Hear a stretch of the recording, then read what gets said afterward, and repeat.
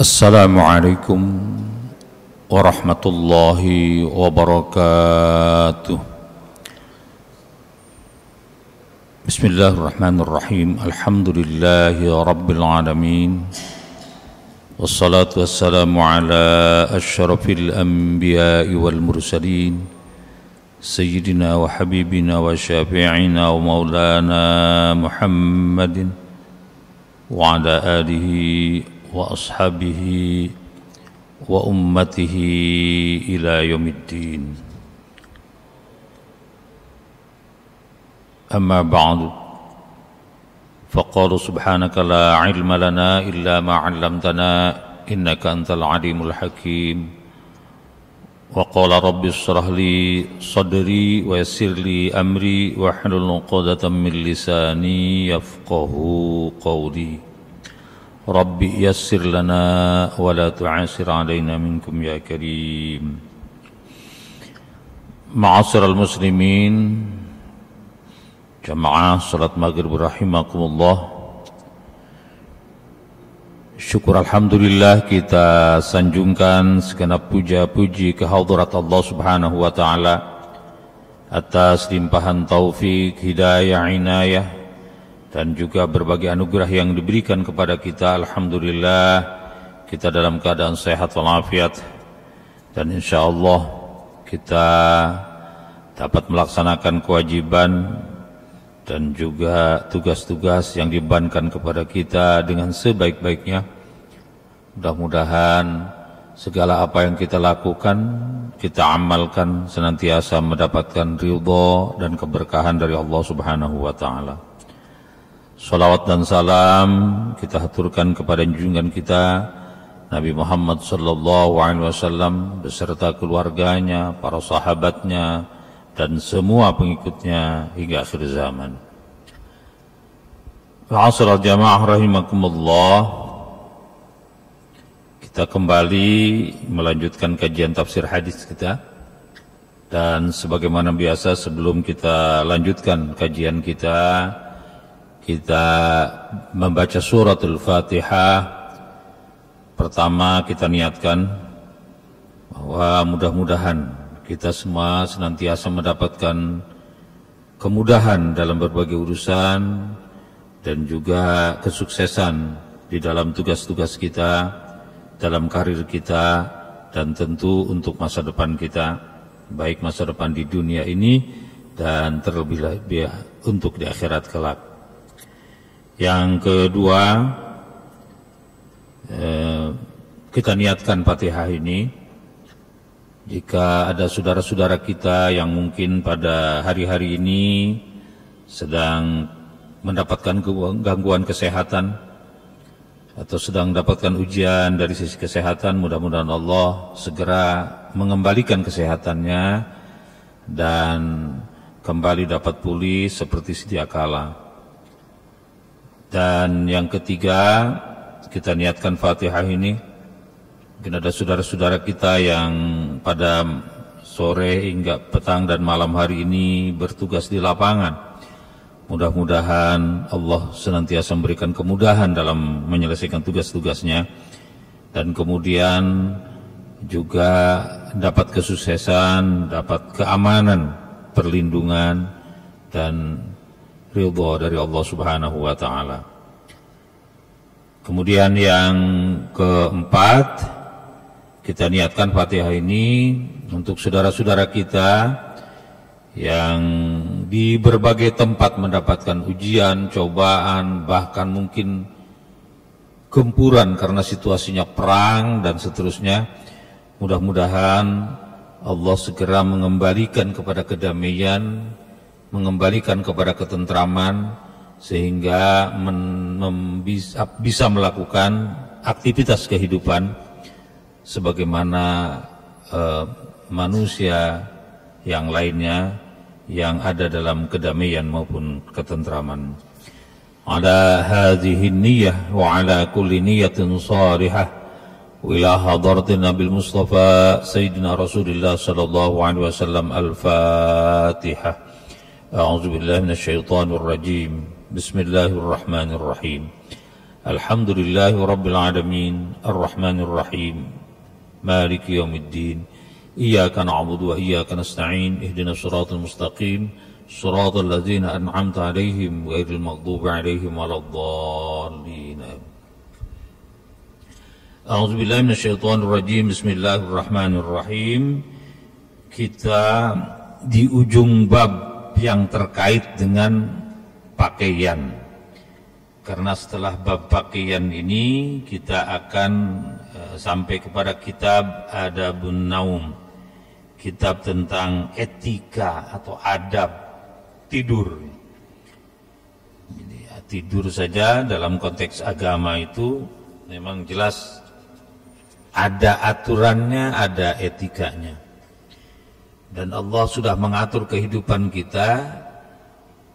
Allah menjadikan tidur kita untuk istirahat, siang untuk berusaha, malam untuk istirahat. Dan istirahat itu salah satunya adalah tidur. Tidur yang cukup dan berkualitas itu memungkinkan orang dapat menyerap energi yang lebih baik, dan kemudian keteraturan kita ini juga membuat kesehatan kita menjadi lebih baik gitu ya. Nah, nanti kita akan ketemu dengan beberapa hadis yang terkait dengan ini, bagaimana tata cara atau etika tidur, atau bagaimana doa-doa menghadapi tidur dan seterusnya itu ada.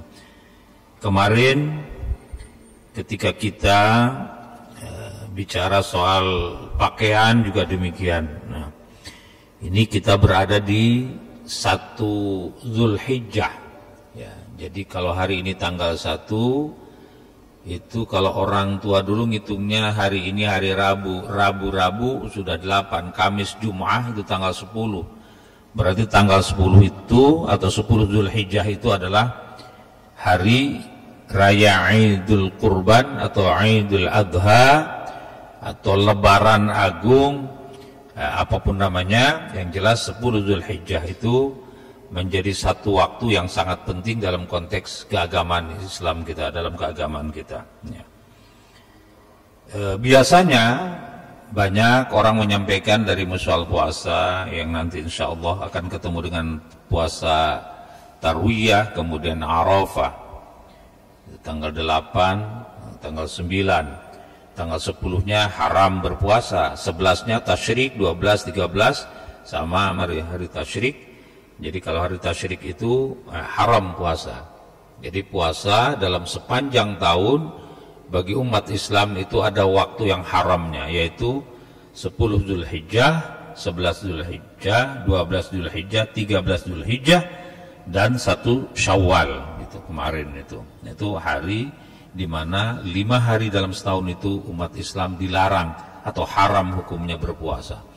Nah, di 1 Zulhijjah ini barangkali ada hadis yang seringkali ditafsirkan macam-macam atau diperdebatkan dalam konteks hukum, di mana orang Islam yang punya hewan kurban lalu mau dijadikan kurban di hari-hari Idul Adha dan hari tasyrik itu, maka dilarang untuk memotong kukunya maupun bulunya, gitu kan selalu. Dan itu memang teks hadisnya jelas dari Ummu Salamah ya. An Ummu Salamah radhiyallahu anha qalat qala Rasulullah sallallahu alaihi wasallam man kana lahu dzibhun, itu artinya yadhhabuhu fa idza ahalla hilal Zulhijjah fala ya'khudhanna min sya'rihi wala min adbarihi syai'an hatta yudhhi.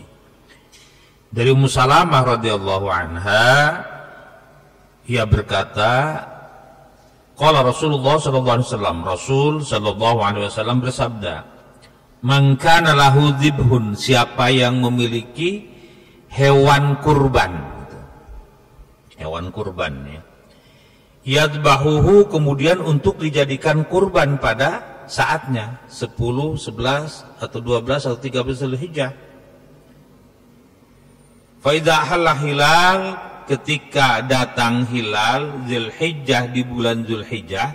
Nah hari ini hilalnya kemarin Selasa malam, atau begitu masuk waktu maghrib kemarin itu ada hilal Zulhijjah. Nah, ketika masuk hilal Zulhijjah, apa yang tidak boleh dilakukan? Fala ya'khudhanna min sya'rihi, jangan mengambil atau memotong min sya'rihi, dari rambutnya, bulunya. Nah, tinggal pertanyaannya kalau bahasa Indonesia bulu sama rambut itu beda. Tapi dalam bahasa Arab ini sya'run itu tetap untuk bulu hewan maupun rambut yang ada pada manusia, sya'run. Karena ada hadis lain juga menyebut al-udhiyatu li sahibiha bi kulli sya'ratin hasanah. Udhiyah atau hewan kurban itu, menyembelih hewan kurban, li sahibiha, bagi yang melakukannya, ya siapa? Ya dia yang menyerahkan hewan kurban atau menyembelih sendiri hewan kurbannya. Likulli sya'ratin hasanah, setiap rambutnya itu, setiap bulunya itu, setiap helainya itu hasanah, satu kebaikan. Jadi kalau ribuan, jutaan mungkin bahkan, wah itu jutaan kebaikan. Nah di sini min sya'rihi, dari rambutnya atau dari bulunya ini. Sehingga para ulama berdebat atau berbeda pendapat. Sya'rihi itu ada yang mengatakan hi-nya, rujuk atau kembali kepada man, jadi manusia. Jadi kalau sya'rihi itu kepada man, berarti maknanya rambut manusia yang akan berkorban itu nggak boleh dipotong gitu. Dan ini pendapat para ulama mutaqaddimin, dari sejak awal itu lebih banyak pendapatnya ini. Para ulama imam mazhab juga berpegang kepada ini, bahkan sekelas Imam Ahmad bin Hanbal mengatakan bahwa haram itu memotong rambut gitu ya. Rambut apa? Ya rambut kita gitu, menurut Imam Ahmad misalnya. Beberapa ulama lain mengatakan nggak sampai haram, itu cuma makruh. Bahkan yang lain mengatakan hanya kebolehan saja gitu. Itu kebanyakan. Tetapi ulama-ulama mutaqaddimin yang sekarang ini mengkaji, apa iya rambut kita nggak boleh dipotong, nggak boleh dicukur? Bagaimana sudah panjang, bagaimana kukunya sudah panjang? Maka mungkin, dan ini boleh jadi, dan kemudian diyakini bahwa yang disebut sya'run di sini adalah maknanya bukan rambut, tapi bulu hewan kurbannya. Jadi hi-nya itu rujuknya bukan kepada man, bukan kepada orang yang akan berkurban, tapi kepada zibhunnya, kepada hewan kurbannya. Jadi kalau hewan kurbannya begitu masuk 1 Dzulhijjah, mulai tadi malam atau kemarin itu maghrib, itu nggak boleh ada yang dipotong rambutnya atau juga kukunya. Karena apa? Karena setiap bulunya itu merupakan satu kebajikan, satu helainya. Kalau ribuan, ratusan, atau bahkan jutaan boleh jadi, saking tebalnya dan kemudian bagusnya rambut-rambut daripada kambing ini. Karena itu kan domba lebih banyak dijadikan hewan kurban karena bulunya tadi banyak, dan setiap bulunya itu mengandung kebaikan. Nah hi-nya itu rujuknya kepada zibhun. Jadi ulama-ulama sekarang itu lebih banyak ke situ, kepada zibhunnya. Jadi kalau kita misalnya besok mau kurban, sekarang itu nggak boleh potong kuku. Kata ulama-ulama yang sekarang, ya boleh saja. Apalagi misalnya kukunya udah panjang, masa dibiarkan. Rambutnya sudah gondrong. Tapi ulama-ulama yang mutaqaddimin yang awal mengatakan lebih baik tidak. Ada yang mengatakan bahkan sampai Imam Ahmad misalnya mengatakan nggak boleh, itu haram itu. Yang lain mengatakan makruh, yang lain mengatakan hanya tidak boleh saja, itu jaiz. Ya. Jadi ada beberapa pendapat. Jadi kalau misalnya kebutuhannya mau potong rambut, ya kalau teks sekarang itu silahkan saja gitu. Atau potong kuku apalagi gitu ya. Ya. Wala min azwarihi, dan juga kuku-kukunya gitu, azwar tadi itu. Syai'an, sedikit pun gitu, hatta yudhahi, sampai dia melakukan atau menyembelih hewan kurban. Nah, itu antara di hadis riwayat Imam Muslim yang bersumber dari Ummu Salamah radhiyallahu anha. Ummu Salamah itu adalah istri daripada Rasulullah sallallahu alaihi wasallam.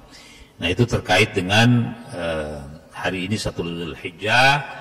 Dan jika yang berpendapat bahwa tidak boleh memotong kuku, memotong rambut, maka ini hadisnya yang sebetulnya diperdebatkan, baik dalam konteks maknanya maupun dalam konteks kemana rujuk daripada hi-nya itu, ya. Kira begitu. Kemudian kita kembali kepada apa yang sudah kita bahas mengenai bab pakaian di ujung ini. Nanti kita akan baca di sini ada doa memakai pakaian baru. Babu ma yaqulu idza labisa sauban jadidan. Bab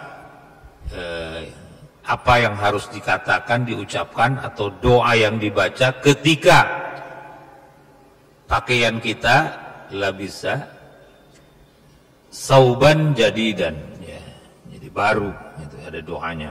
Nah, sebelum sampai ke situ kita balik sedikit ke belakang melihat beberapa poin terkait dengan pakaian ini. Fungsi sebagaimana sudah banyak dibahas, mengingatkan kembali saja ada beberapa fungsi pakaian, ya.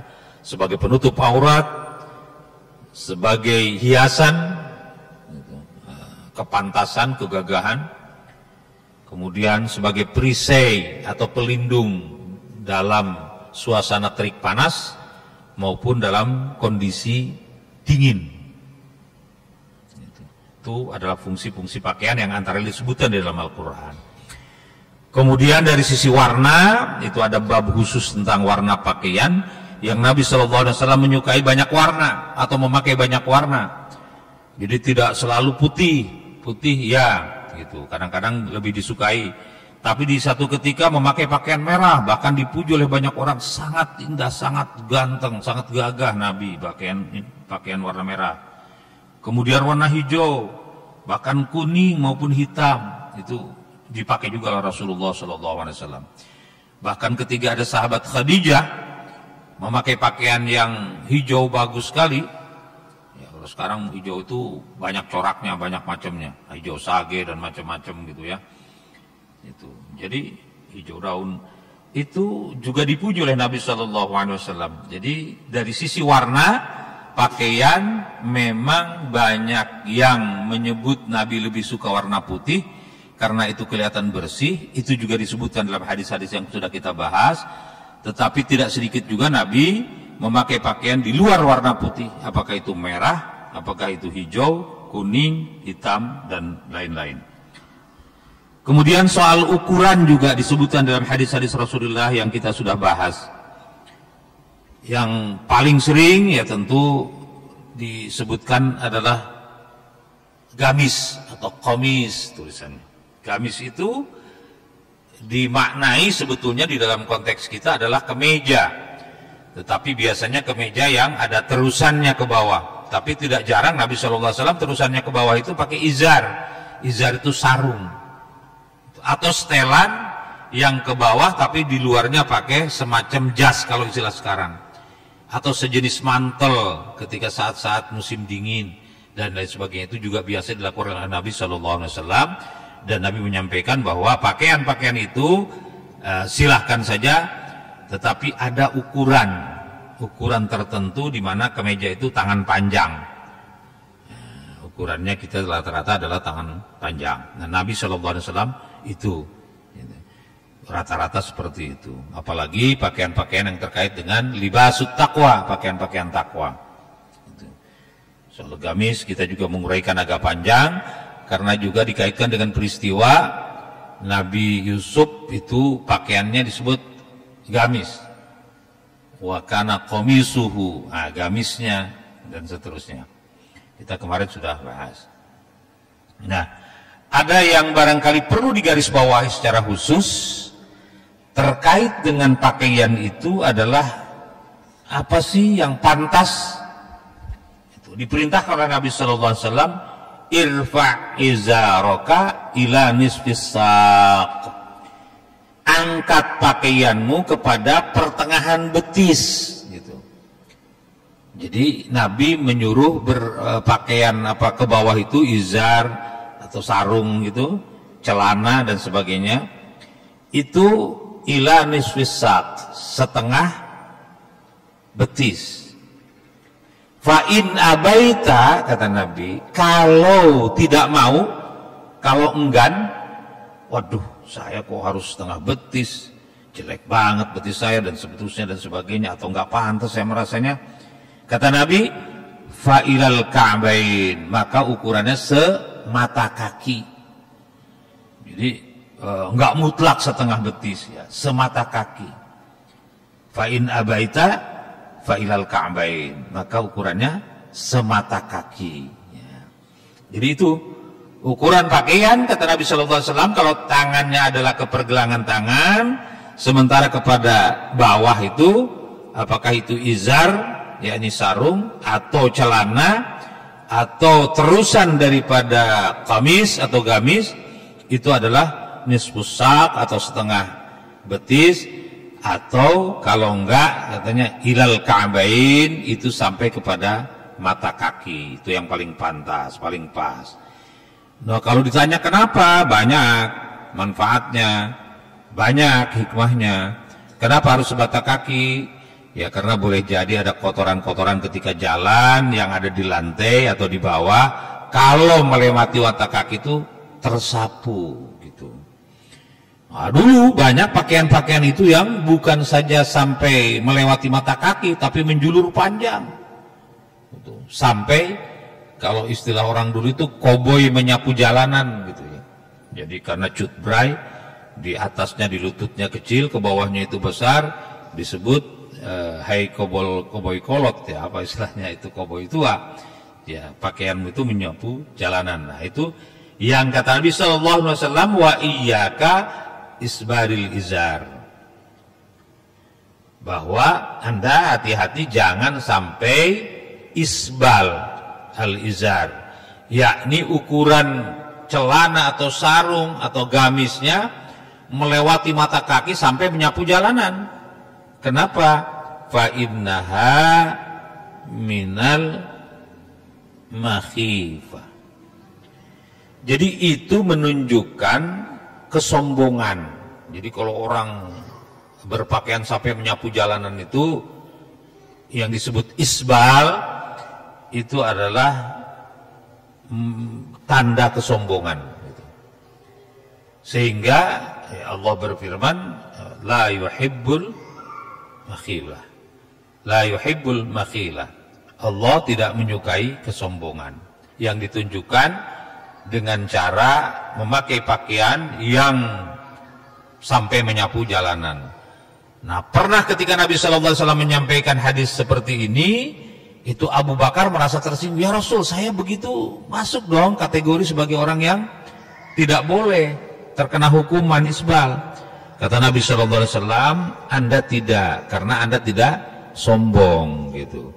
Jadi ternyata kalaupun melewati mata kaki masih bisa ditolerir kalau tidak dilandasi oleh kesombongan. Ini soal pakaian, ini penting karena seringkali terjadi perdebatan di masyarakat. Mana sih yang terbaik? Nah, menurut hadis ini memang nisfis sak, jadi setengah dari betis itu. Fa'in abaita, kalau enggak gimana? Sampai mata kaki gitu ya. Jadi pilihan itu. Setengah betis boleh, sampai mata kaki boleh. Nah, kalau lebih dari itu sebenarnya nggak boleh, itu sudah isbal.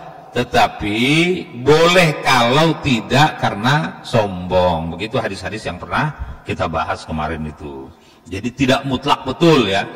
Ya, dalam pandangan kita kan sering sekarang ini terjadi semacam perdebatan atau saling sinis berpandangan. Wah, ini udah cingkrang kayak begini nih dan seterusnya. Itu sebenarnya baik, tetapi juga bukan ideologi betul-betul. Tapi itu memang bagian daripada sunnah Rasul. Tetapi sunnah Rasul itu tidak hanya itu saja. Sampai dengan mata kaki pun itu sunnah Rasul. Kalau di bawah mata kaki boleh asal tidak makhilah, tidak menimbulkan kesombongan. Tetapi tentu madorotnya banyak. Kalau di jalan-jalanannya kurang baik, apalagi ada najis yang kesapu, tai ayam kah, tai kucing kah, dan sebagainya, malah menimbulkan kemudaratan, gitu ya. Itu catatan yang highlight lah kalau istilahnya terkait dengan bab yang sudah kita bahas, yang sekarang ada di ujungnya, nanti ada satu hadis lagi.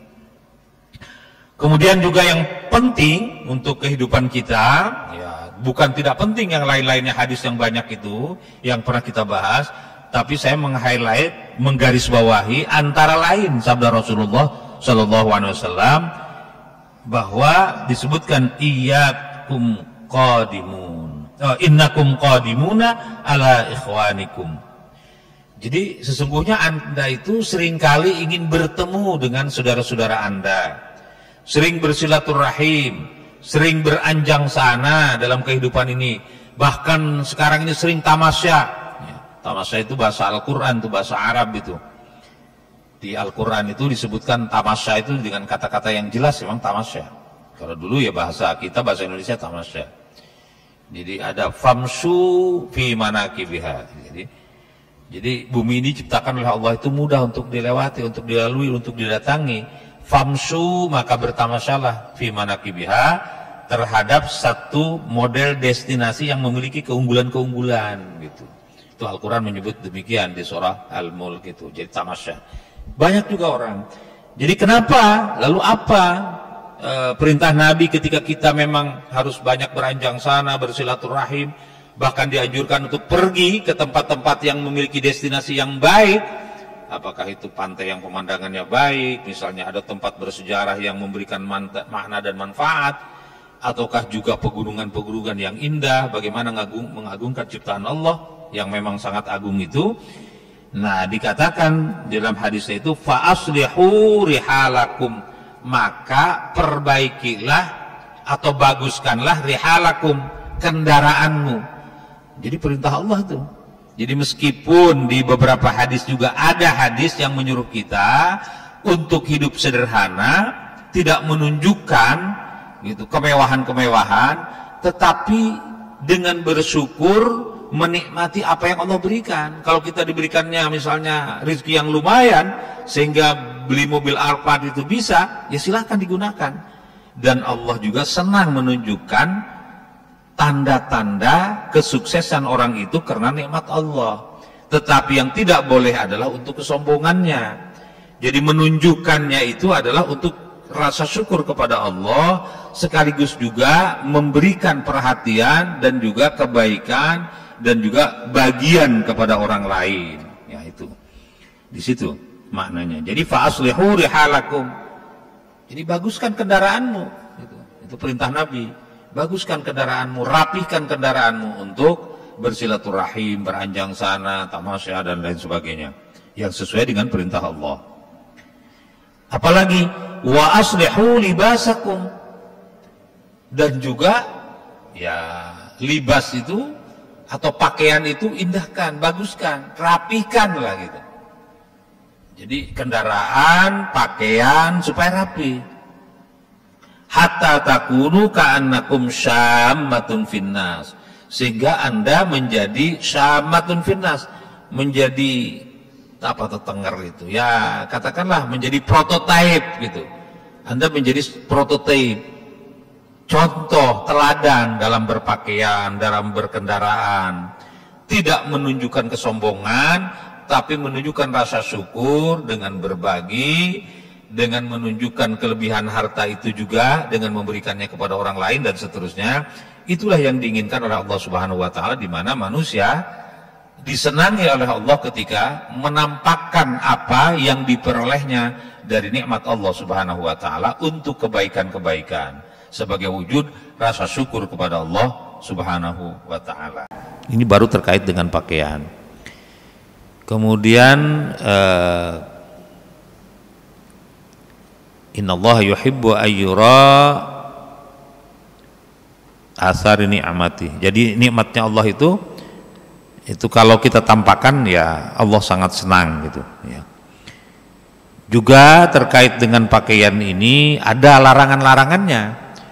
Terlalu bermewah-mewahan memang antara lain sutra itu untuk laki-laki dilarang gitu ya.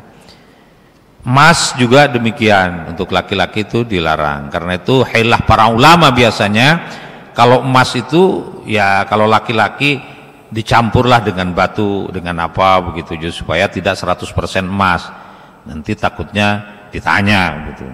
Atau di dalam beberapa hadis dikatakan kalau di dunia ini sudah memakai pakaian yang luar biasa dari segi misalnya sutra yang murni, lalu kemudian di akhirat nggak dikasih lagi begitu. Tapi sebaliknya ada orang yang sederhana, maka ketika di akhirat dipersilahkan untuk memilih pakaian yang mana saja dari pakaian-pakaian yang indah yang bagus itu didahulukan. Nah, yang kesekiannya itu adalah ya di akhir bab ini, yaitu doa.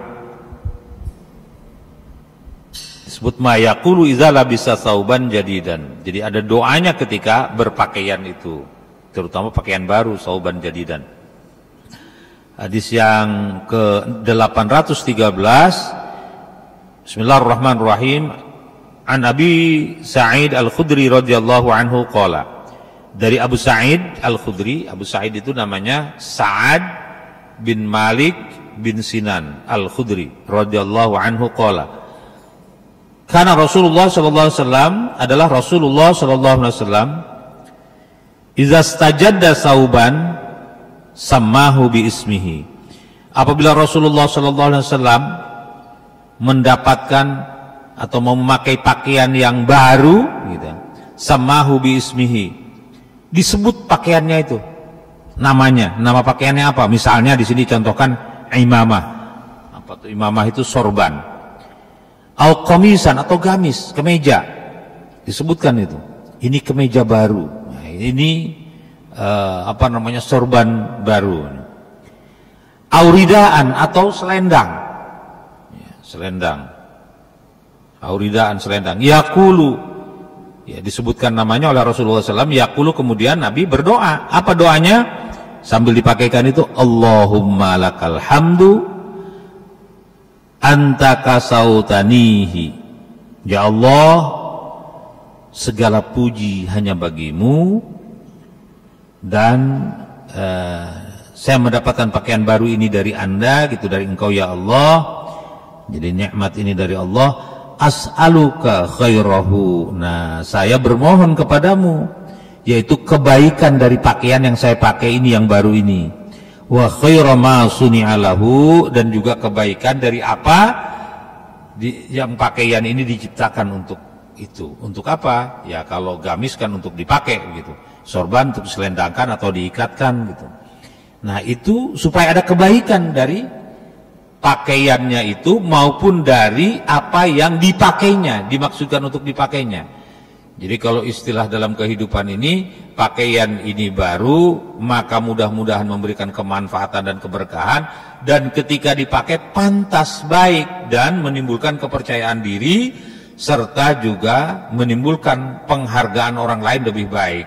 Bukan sebaliknya, pakai pakaian mungkin salah, mungkin orang bilang sekarang tidak sesuai, tidak muqtadul hal, harusnya ini pakaian untuk ke pesta tapi dipakai untuk ke masjid, maka orang akan mengatakan sebaliknya, bukan kebaikan tapi malah kejelekan.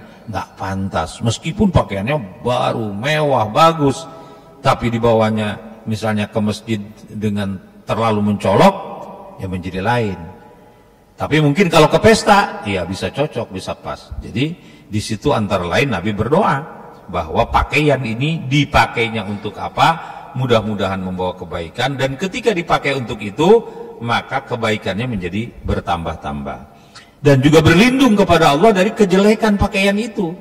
Jangan sampai pakaian begitu dipakai malah jadi jelek. Wah, nggak pantas banget gitu. Cingkrangnya kebangetan, kemudian sudah misalnya badannya ceking, mohon maaf gitu, kayak saya ini kurus gitu, jenggotnya cuma 2 lembar tapi kepanjangan gitu ya, kan katanya dilarang untuk nyukur jenggot. Tidak ada larangan untuk nyukur jenggot, silahkan pelihara asal rapi. Kalau dilarang nyukur jenggot kita kalau selama hidup misalnya 70 tahun, sepanjang apa? Dirapihkan ya, kalau memang pantasnya panjang ya berarti bagus, pantasnya pendek ya nggak apa-apa atau pantasnya tidak pakai jenggot karena hanya ada 2 lembar, gitu, dua helai, ya mungkin juga lebih baik gitu. Nah, begitu juga pakaian-pakaian. Nah, jadi doanya di sini disebutkan memakai pakaian adalah Allahumma lakal hamdu anta kasautanihi as'aluka khairahu wa khaira ma suni'alahu wa a'udzubika min syarrihi wa syarri ma suni'alahu. Di sini rawahu Abu Dawud wa Tirmizi wa qala hadisun hasanun. Jadi hadis riwayat Abu Dawud dan Imam Tirmizi, dan dikatakan oleh Imam Tirmizi bahwa hadis ini hadis hasan, ya. Hadis bagaimana kita tahu bahwa ada yang mutawatir, ada yang masyhur, ada yang ahad. Mutawatir itu semuanya orang dengar, sahabat-sahabat Nabi, populer betul. Masyhur juga populer, tapi dia sampai derajat mutawatir. Yang kemudian yang ketiga ahad. Ya, ahad itu kalau istilah ininya satu, tapi artinya sedikit, yang meriwayatkannya sedikit. Tapi yang ahad itu ada yang sahih, ada yang hasan, ada yang dhaif. Sahih itu ya paling valid lah, paling absah, paling sah.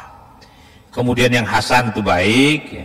Yang dhaif itu lemah. Tapi meskipun lemah atau dia itu hasan atau bahkan lagi apalagi yang namanya sahih, yaitu sama-sama hadis Rasulullah sallallahu alaihi wasallam. Beda dengan hadis yang disebut maudhu. Maudhu itu palsu, itu bukan hadis. Namanya palsu itu bukan hadis.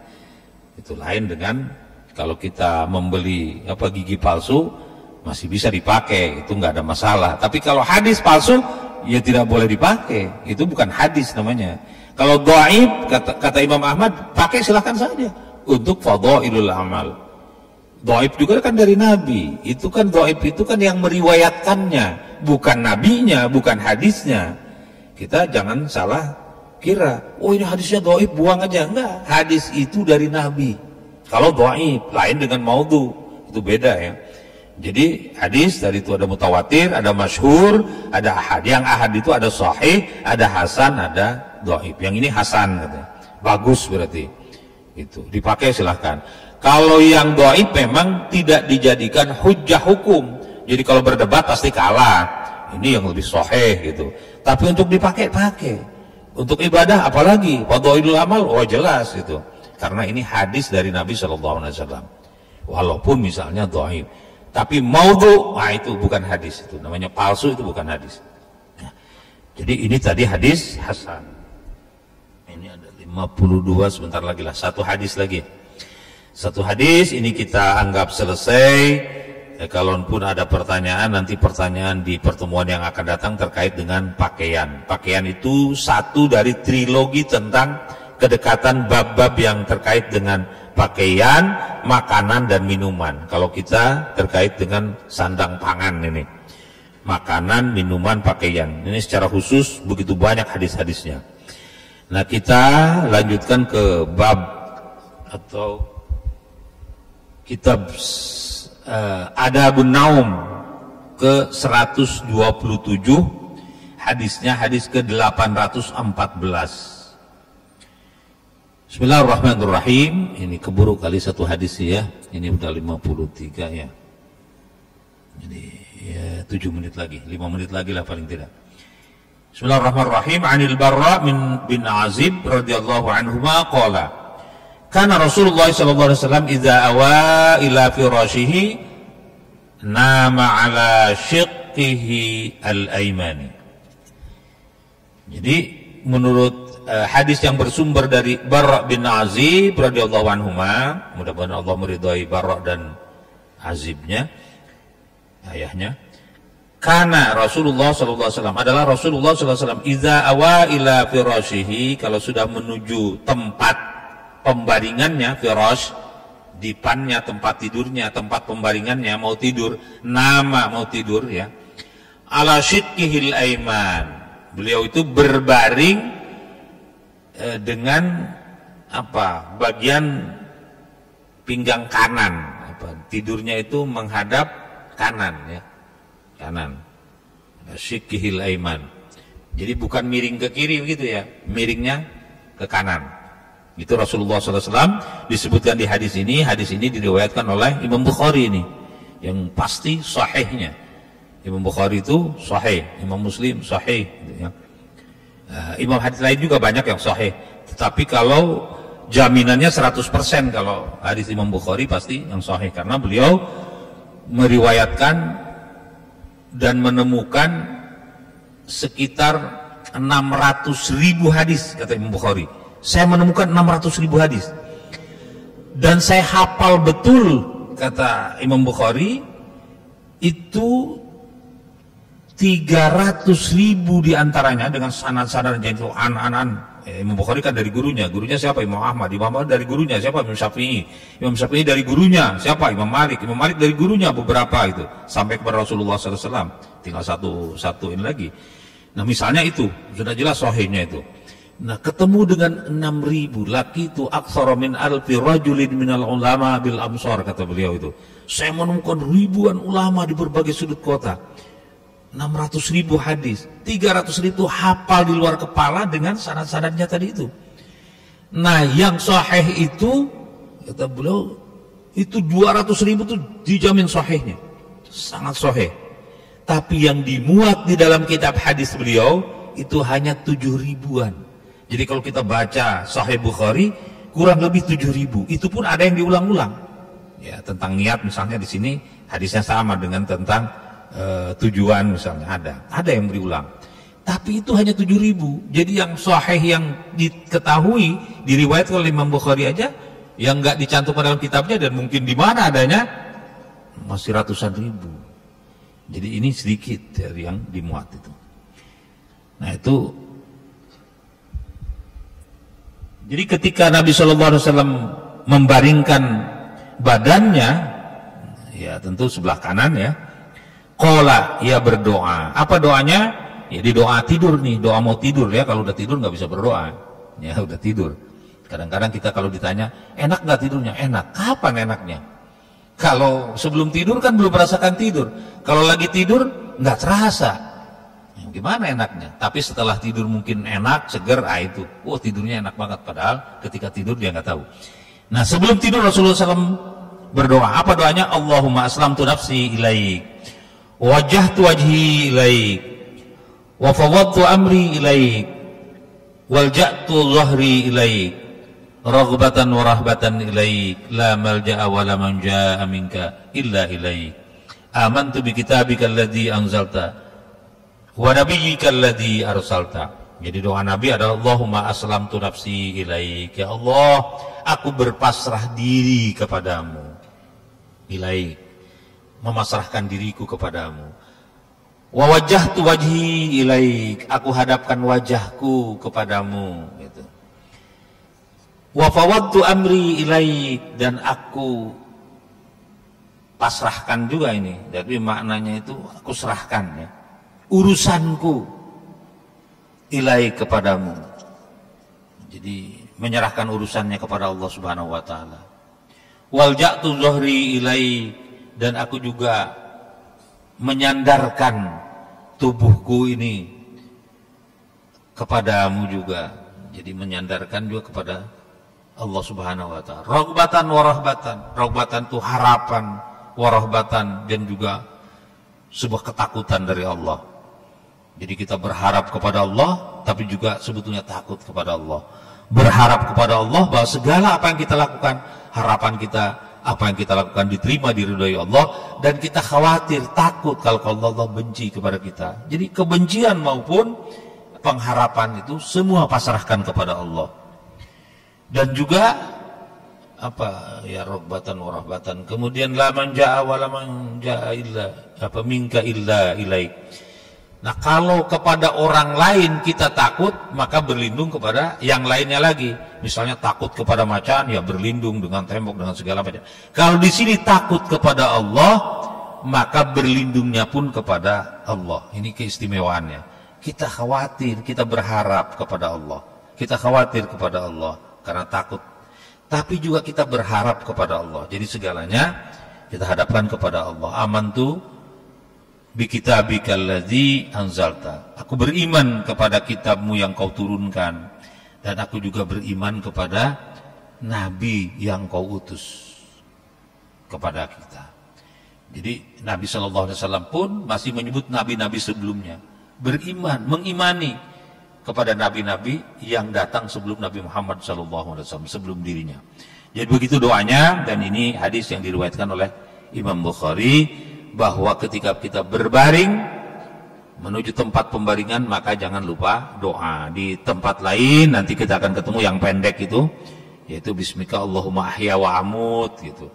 Ya, saya minimal itu yang paling pendek di sini. Ada nanti dikatakan, nanti ketemu bahwa paling pendek kita menyebut nama Allah ahya wa amut, yang juga untuk tidur maupun untuk kematian wali. Kalau dipanjang ini udah masuk waktu Isya, dan nanti kita lanjutkan pada pertemuan yang akan datang. Wallahu a'lam bishawab. Assalamualaikum warahmatullahi wabarakatuh.